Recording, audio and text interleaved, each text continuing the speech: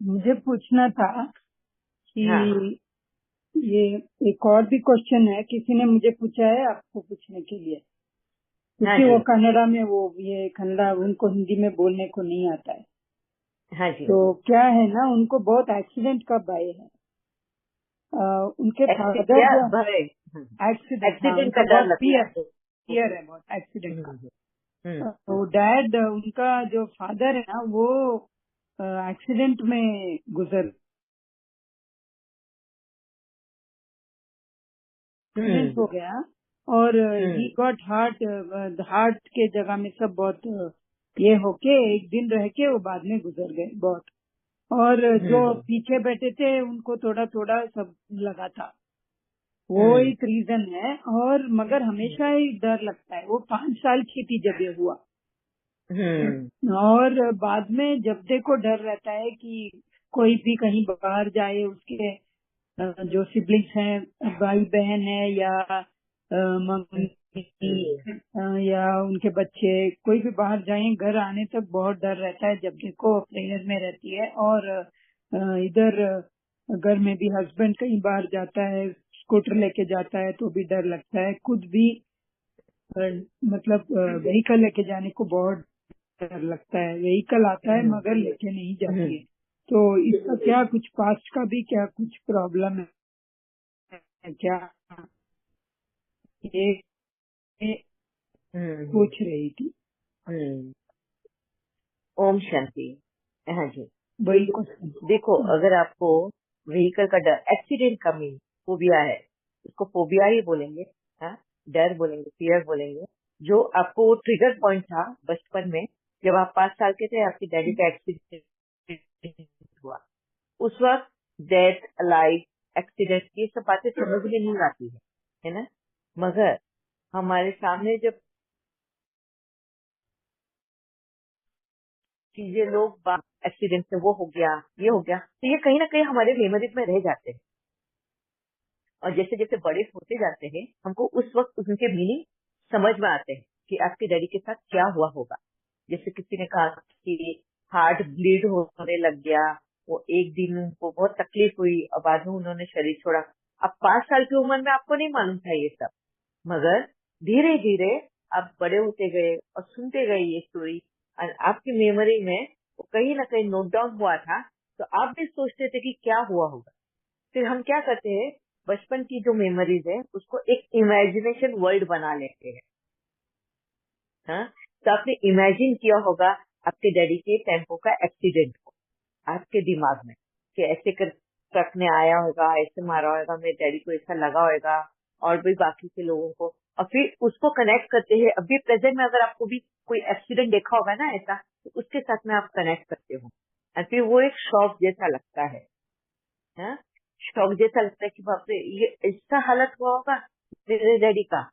And daddy, mummy, भाई, बहन, ये कहीं ना कहीं हम ब्लड रिलेशन में है। और इस वजह से we are very protective to them. हम बहुत प्रोटेक्टिव होते हैं उनको लेकर, है ना। और फिर उनके साथ में जब ऐसा कुछ होता है, तो हम वो शॉक में चले जाते हैं। और जिस वजह से ये फोबिया बन जाता है कि अभी कोई भी जाएगा तो उनको वो डर लगता है। हम्म। मगर अब यहाँ पे आपको ये याद रखना है, हर एक की मौत सेम नहीं लिखी है। हर एक अपनी मौत जन्म के वक्त ही लिख कर आया है ना। हमारा डेथ हम जब बॉर्न होते हैं उसी वक्त हम लिख कर आते हैं, कैसे होने वाली है और कब होने वाली है। ये कभी बदलता है तुम्हारे कर्म अनुसार। अगर इसी जन्म में तुमने अपनी तकदीर बदलने की हिम्मत रखी है, करेज रखा है ना, तब वो वक्त बदलता है। तुम्हारे कर्म अनुसार पुण्य कर्म तुमने बना लिए ज्यादा, तो ऐसे वक्त में वो पुण्य कर्म, एक्सीडेंट होगा जरूर, मगर वो पुण्य कर्म तुम्हारे आड़े आता है और उसमें से तुम बच जाते हो। एंड अच्छी जिंदगी जीते हो। ऐसे आपने बहुत बार सुना होगा, देखो फ्लाइट के एक्सीडेंट हो जाते हैं, और उसमें से अब बैंगलोर के, तो बैंगलोर का एयर इंडिया का आपको याद होगा। हाँ, वो एक्सीडेंट हुआ था फ्लाइट एयर इंडिया का, उसमें 7 लोग बच गए थे। और वो कैसे बचे थे, उन्होंने चलती फ्लाइट से जब वो टूट गया उसमें से कूदी मारी और वो झाड़ के ऊपर अटक गए, है ना। तो ये क्या था, करेज था। उन्होंने अटेंटिव रहे, अटेंशन में रहे कि कुछ तो रॉन्ग हुआ है, एंड उन्होंने इमीडिएट एक्शन लिए और उन्होंने अपना नसीब बदल दिया वहां पर। मगर ये क्यों हुआ, उनके एफर्ट प्लस इस जन्म के किए हुए पुण्य कर्म, ये दोनों मिलके उनको उस वक्त थोड़ी सी खरोचे, थोड़ा सा तकलीफ में वो बच गए, उन्होंने मौत को मात दे दी, है ना। तो ये कभी कभार ही ऐसा होता है, बहुत लकी लोगों को ऐसे चांस मिलते हैं जो बहुत करेजियस होते हैं, नहीं तो मोस्टली हम जब बर्थ लेने वाले होते हैं उसी वक्त हमारा डेथ, और कैसे होगा, एक्सीडेंट से होगा, कोई एनिमल की वजह से होगा, कोई इंसान की वजह से होगा, या फिर हम बीमारी से मरने वाले हैं, ये तय कर ही हमारा जन्म हुआ रहता है। ठीक है, अब यहाँ पे आपको डरना क्यों नहीं है, क्योंकि हर एक की मौत तो तय है ना, मौत एक ही बार आने वाली है और एक ही की चीज वजह से आने वाली है। तो हम फिर हर एक को उसी दायरे में क्यों गिनने का कि सभी का एक्सीडेंट ही होकर मरेंगे। हम प्रोटेक्टिव रहते हैं, अभी वो जरूरी नहीं कि वो एक्सीडेंट से, मौत तो सभी की होने वाली है, और उनके तय वक्त के अनुसार ही होने वाली है, आप उस वक्त कुछ भी नहीं कर सकते हैं। तो इन चीज को आपको एक्सेप्ट करना है, क्या कि मौत आएगी और अपने तरीके से ही आएगी और एक ही बार आएगी और एक ही कोई वजह बनने वाला है उसके लिए। तो हर पल हमको उस डर में क्यों जीना है, अगर उसकी मौत इससे नहीं, बीमारी की वजह से हो रही है, तो तुम्हारा ध्यान तो सिर्फ ट्रांसपोर्ट की तरफ है, व्हीकल्स की तरफ है, पर वो बीमार हो रहा है, उसको तकलीफ हो रही है, उधर आप ध्यान नहीं दे रहे हो। तो अचानक वो भी एक शॉकिंग न्यूज होगी, अरे उसको हार्ट फेल हो गया, अरे उसको हार्ट अटैक आ गया, मैंने उसके हेल्थ का क्यों नहीं ध्यान दिया, क्योंकि आपका ध्यान बार बार इस जगह पे रहा। ठीक है, तो हमको मेंटली इन चीजों को एक्सेप्ट करना है, कौन सा मौत सभी की आने वाली है, और वो तरीका कैसे आएगा, कब आएगा, वो लिख कर ही आए, मगर ये सभी के लिए एक मिस्ट्री की तरह है। एक ये है कि किसी को भी मालूम नहीं होता है अगले पल क्या होने वाला, इसीलिए तो हम हर चीज को एक्सेप्ट करते हैं ना, आने वाले हर पल को एक्सेप्ट करते हैं। तो ये सर्टेन जगह पे हम क्यों नहीं एक्सेप्ट कर सकते हैं, क्यों हम उसको पकड़ के रखते हैं, क्योंकि हम उसको ओवर थिंकिंग करते रहते हैं।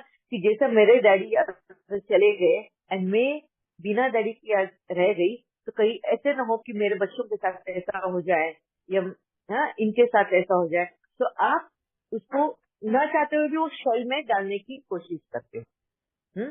तो आप ये मत रखो, करो, ऊपर वाले पे भरोसा करो, वो किसी को भी बिना वजह की तकलीफ नहीं देता। कुदरत भी सभी को सिग्नल्स देती है, चांस देती है अपने आप को सुधारने का। वो बिना वजह कुदरत भी किसी को तकलीफ नहीं देती, हम खुद वजह बनते हैं अपने कर्मों की वजह से तकलीफ उठाने के लिए। तो लॉ ऑफ कर्मा पे भरोसा रखो, अपने आप पे भरोसा रखो कि न्याय हमेशा बैलेंस कर ही होता है। जज न्याय क्या बोलते हैं उसको, न्याय गलत नहीं हो सकता, बस हमको एक्सेप्ट करना है उस सिचुएशन को। तो आपका माइंड थोड़ा डाइवर्ट करो, उनके हेल्थ के पास भी ध्यान दो, उनको अच्छे संस्कार देने की कोशिश करो, अच्छा उनमें बल भरो, डर के नहीं। अगर आप डरोगे तो ये इफेक्ट आपके पूरे परिवार पे भी होगा, फिर वो भी उन फोबिया के साथ में जिएंगे। हो सकता है कि वो फोबिया नहीं और कुछ और फोबिया उनके मन में भर जाएगा। आपके लिए जैसे एक्सीडेंट है फोबिया, उनके लिए कुछ और फोबिया आ जाएंगे। तो हमें बहुत स्ट्रांग रहना है और ये नॉलेज के साथ में स्ट्रांग रहना है कि हर एक के साथ में सेम कर्मा नहीं होता। हर एक को अपने कर्म के हिसाब से ही मौत मिलती है। ठीक है, ठीक है दीदी।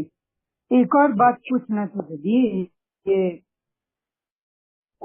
ये क्या है कि अभी संकल्प चलते हैं ना हमारे, कभी कभी वेस्ट संकल्प चलते हैं, लेकिन उस किसी के ऊपर नहीं चलते हैं, बुरा संकल्प ये कुछ नहीं, जस्ट वेस्ट सडनली कोई कोई थॉट आता रहता है और पीछे मतलब बैकग्राउंड में कोई सॉन्ग चलता रहता है सर में, लाइक कोई अच्छा लगा, पता नहीं कैसे सॉन्ग आता रहता है, डीजे का सॉन्ग ऐसा कुछ, और मीन्स मन इधर उधर जाता रहता है, और बाबा का ध्यान करना पड़ता है, करना है, मगर नहीं हो रहा है, ऐसा ऐसा आ रहा है।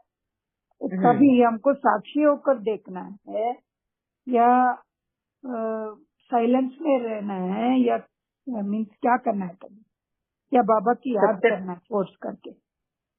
सबसे पहले तो वेस्ट थॉट मतलब हम किसको वेस्ट थॉट बोलते हैं ये समझना है। अगर आप योग करते वक्त अगर वो थॉट आ रहे हैं आपके सामने, ये योग करते वक्त नहीं दीदी, लाइक वो भी स्नान कर रहे हैं, कुछ काम कर रहे हैं, अच्छा कभी भी आ रहे हैं, कोई भी वक्त आ रहे हैं, कोई भी वक्त मतलब कुछ क्या आप काम मुझे एक एग्जाम्पल दे सकते हैं ऐसे कि वेस्ट है या नहीं, वो मालूम करना जरूरी है। क्योंकि जिसको हम बोलते हैं अरे व्यर्थ में हम चिंता करते रहते हैं, तो वो व्यर्थ क्या है, क्यों ये चीज बार बार हमारे सामने आ रही है, क्या वक्त हमें वो बार बार वो थॉट हमारे सामने लेकर आ रहा है, या बाबा हमें कुछ सिग्नल देना चाहते हैं, कभी कुछ करना है, आज का दिन ये चीजें करनी है, और वो सोच के फिर उसके ऊपर ही चला जाता है। वो तो रिमाइंडर्स है ना, हाँ, वो वेस्ट किधर है, वो तो रिमाइंडर्स है। तुम्हारा मन जो है अंतर मन तुम्हें रिमाइंड कर रहा है कि आज की तुम्हारी ये सारी कमिटमेंट्स हैं और ये पूरा करना है। कभी हमारा टाइम लैप्स हो जाता है, कभी कोई दूसरी काम आ जाता है अचानक से, और जो हमने टाइम टेबल बनाया उस टाइम टेबल में अभी ये क्लैश हो रहा है, वो काम नहीं होगा जो कमिट किया है। तो अब तुम्हारा अंतर मन तुम्हें याद दिला रहा है कि अरे अभी इस काम के लिए टाइम नहीं मिलेगा, इस काम के लिए टाइम नहीं मिलेगा। तो ये रेस्टलेसनेस फील का होता है। क्यों ये रेस्टलेसनेस फील होता है? क्योंकि तुमने अपने अंतर्मन को ये कमिट किया हुआ है कि मुझे आज ये काम कंप्लीट करना है, तो वो तुम्हें याद दिला रहा है। तो ऐसे वक्त में अगर तुम्हें ये मालूम पड़ेगा, प्रेजेंट माइंड को ये मालूम पड़ा कि आज ये नहीं हो सकता है क्योंकि तुम्हारा वक्त अचानक कुछ काम आने की वजह से उसमें ज्यादा यूज हो गया है, एंड ये नहीं कमिटमेंट पूरा कर सकते हैं, इमीडिएटली यू शुड टेल।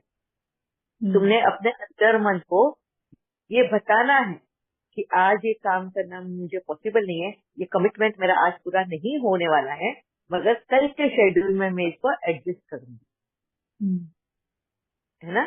जब आप ये बात बोलो, एंजाइटी होके वो बार बार आता है, हाँ, कि मैंने ये कमिट किया, अभी ये नहीं हो रहा है, ये नहीं हो रहा है, ये नहीं हो रहा है, तो ये वेस्ट नहीं है, ये तुम्हारा अंतर्मन तुम्हें याद दिला रहा है। तो उस अंतर्मन को जब तक तुम आंसर नहीं दोगे वो तुम्हें सताएगा, और उसी को रेस्टलेसनेस बोलते हैं। ठीक है, तो इसी को बोलते हैं कनेक्शन विथ सेल्फ, जो हमने लिया है पहले भी ये जूम सेशन, कि सेल्फ कनेक्शन होना बहुत जरूरी है, क्योंकि सेल्फ कनेक्शन से ही तुम्हारी एंजाइटी इश्यूज, तुम्हारी डिप्रेशन इश्यूज, तुम्हारी फोबिया, फियर, ये जितने भी है ना, ये सारे सॉल्व हो जाते हैं। जब तक कि तुम उसको आंसर नहीं दोगे, ये सब तुम्हारे कहीं ना कहीं एक मेमोरी के सेक्शन में जमा पड़ा रहता है, और फिर वो कोई कभी एंजाइटी का रूप लेता है तो कभी डिप्रेशन का रूप लेता है। तो ये नहीं होना चाहिए। तो कीप आंसरिंग योर क्वेश्चन आपके अंतर्मन को, ठीक है, ठीक है। वो वेस्ट नहीं होता, कोई भी चीज नहीं है इस दुनिया में। वेस्ट क्या है? जहाँ पे हमारा बस नहीं चलने वाला, मतलब कुदरत का है या कोई भी, जहाँ हमारे कंट्रोल में वो चीजें नहीं है, हम उसको चेंज नहीं कर सकते, फिर भी हम उसके ऊपर ट्राई करते हैं कि इसको बदलना है, इसको ये करना है, इसको वो करना है, वो फिर वेस्ट है।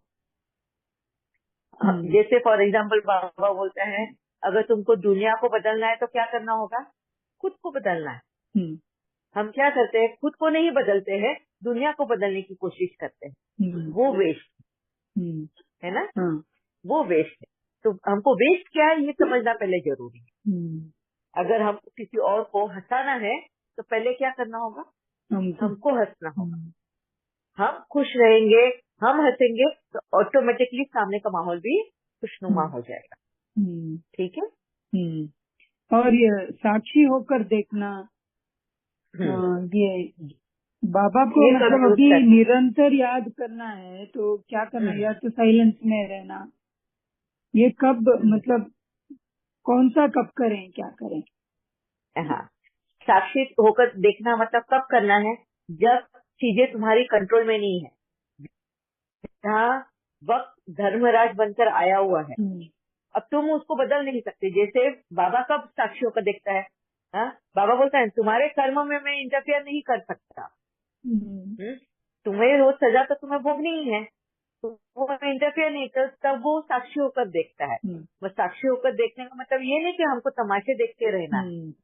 साक्षी होकर देखने का मतलब है वो इंसान प्रॉब्लम में है तो उसको रास्ता दिखाना, सही रास्ता दिखाना, उसमें से उसको निकालना, उसका असर हम पर नहीं होने दे।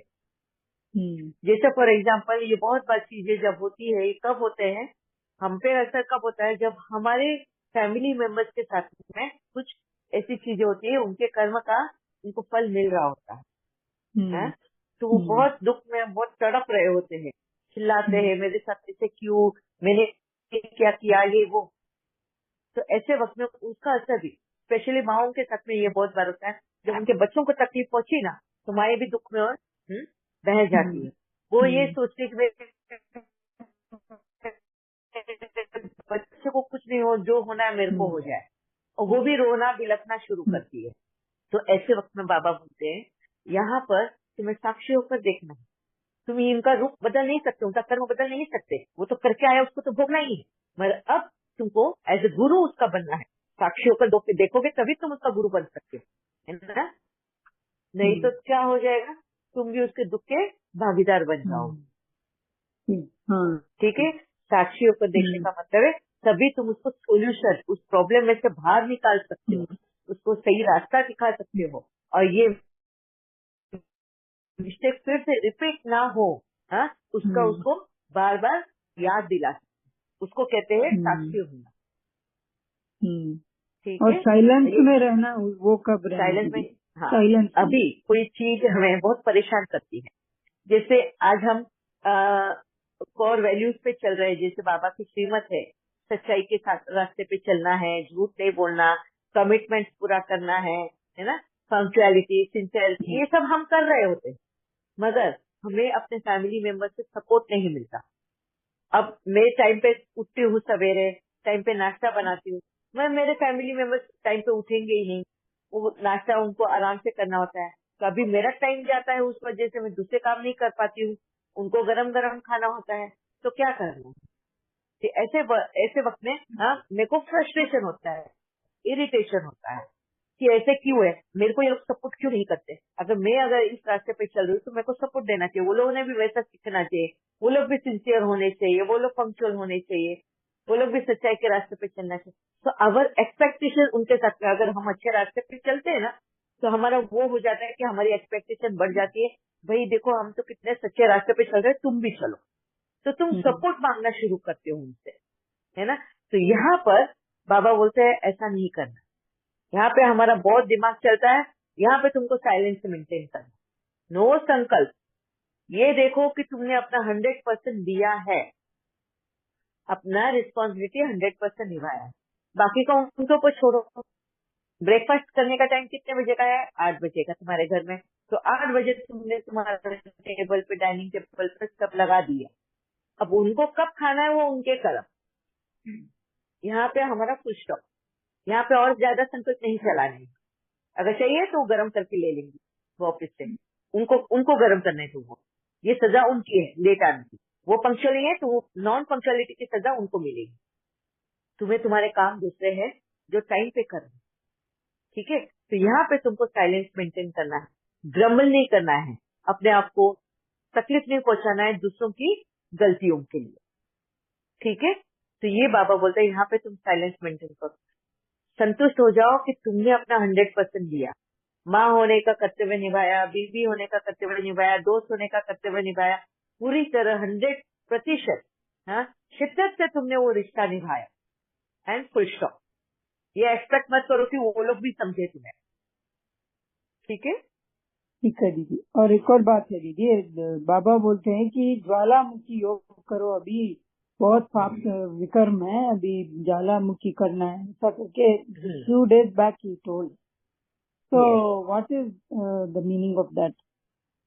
ज्वालामुखी योग का मतलब है हमेशा अटेंशन पोजीशन में रहना है अपने कर्म के पास। अगर अपने से कुछ भी गलत कर्म होता है, हमारा इंटरफियरेंस नेचर में बहुत ज्यादा होता है, थॉट लेवल से, वाचा से, कर्मना से, बहुत बार हम किसी को सजेशन दे देते हैं। हाँ, जैसे फॉर एग्जांपल मैं आपको बोलती हूँ, अगर मेरे पास कोई बीमार इंसान आए जो जिसको अभी अभी कैंसर डिटेक्ट हुआ है, हाँ, तो वो हमसे सलाह मांगने आता है कि क्या करूँ, वो डिप्रेशन में जा रहा है। अगर यहाँ पे हमने उसको अपना इलाज करने को बोल दिया, जाओ तुम डॉक्टर के पास जाओ, ये करो वो करो, तो आपको नहीं लगता कि कहीं ना कहीं जाने अनजाने ही सही हम इंटरफियर कर रहे हैं नेचर में। नेचर उसको वो सजा दे रही है उसके कर्म की। उसका वक्त आ गया है शरीर छोड़ने का, है ना, और तकलीफ झेलने का। अब हम उसको अगर प्रिस्क्राइब कर रहे हैं कि भाई तुम डॉक्टर के पास जाओ, मेडिसिन लो, अब वो मेडिसिन एनिमल टेस्टेड होंगे, वो एनिमल्स पे भी कितना अत्याचार हुआ होगा वो एनिमल मेडिसिन के लिए, और हम उसको बोलते हैं वो मेडिसिन तुम यूज कर लो, है ना।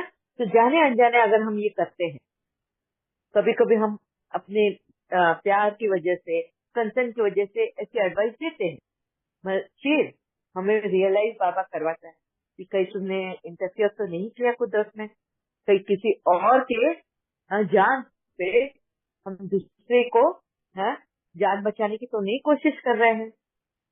जब ऐसा होता है ना, तब हमको ज्वालामुखी योग करना है, तुरंत प्रकाश देना है उन जानवरों को भी जिसके ऊपर यह अत्याचार हुआ होगा, इस आत्मा को भी प्रकाश देना है, क्योंकि उसके कर्म की सजा उसको मिल रही है, तो उसको इतनी ताकत मिले कि वो ये करेजियसली फेस कर सके। ठीक है, तो इसको बोलते हैं ज्वालामुखी योग। हर पल अटेंशन पोजीशन में, हमारे हर कर्म पे, हमारे संकल्पों पे, हमारी बोल पे, और अगर समझो अभी है सर्वाइव कर रहे हैं, हमारे से गलतियां होनी है, ज्ञान तो इतना अभी तक हमारे दिमाग में भरा नहीं है, हमारे से गलतियां होंगी, और वक्त वक्त पे बाबा के साथ कनेक्टेड रहते हैं, ज्ञान क्लियर होता है, और हमें महसूस होता है कि अरे हमने रॉन्ग एडवाइस की है या गलत हमने रास्ता दिखाया है, तुरंत प्रकाश देते रहना है। इसको ज्वालामुखी योग बोलते हैं। और अमृत वेला हम क्या करें दीदी? अमृत वेला में तो जैसे हमने वो बनाया ही है ना एक ऑडियो, वो किस तरह पूरे ये वो विधि के साथ ही सिद्धि करो। हाँ, उसके से वो ही करते हैं, और मतलब ऐसे पॉइंट में देखना, वो सब वैसे ही करना है, बाबा से बात करना। पॉइंट बाबा में देखना मतलब बाबा मीन्स ये मैं आत्मा हूँ, पॉइंट हूँ, बाबा वो याद अभी भी रोज याद दिलाना पड़ता है अपने आप को। वो याद नहीं, मतलब ऐसे ऑटोमेटिक बैठ जाते हैं, और मतलब बातें नहीं, अभी अपग्रेड करते जाना अपने आप को। ये जैसे जैसे है ना, फर्स्ट स्टैंडर्ड से सेकंड स्टैंडर्ड में जाते हैं, तो हम वापस से फर्स्ट स्टैंडर्ड का पढ़ाई नहीं करेंगे, फिर से सेकंड में जाएंगे तो हम एबीसीडी पढ़ेंगे क्या, 10th स्टैंडर्ड में जाएंगे तो एबीसीडी पढ़ेंगे क्या, नहीं, हम वो ऑटो मोड में होना चाहिए, हमारा ऑटोमेटिक हमें याद आना चाहिए एबीसीडी फर्स्ट स्टैंडर्ड का है, यहाँ पर तो हमें पैराग्राफ लेसन पढ़ने हैं अभी। Okay, so we should keep upgrading our self, upgrade करते रहो तुम्हारा, एंड ये सारी चीजें जो रेगुलर प्रैक्टिस में आ गई है उसको ऑटो मोड में डाल दो। ऑटो मोड मतलब क्या, ऑटोमेटिक वो हो जाना चाहिए। जैसे बाबा बोलता है ना, चुटकी बजाओ परम धाम, चुटकी बजाओ नीचे, इसको कहते हैं ऑटो मोड। ठीक है, ठीक है जी। और कुछ क्वेश्चन आपके? नहीं, अभी तो इतने ही है दीदी। Thank you very much. Thank you very much. Thank you दीदी। यस सुमिता।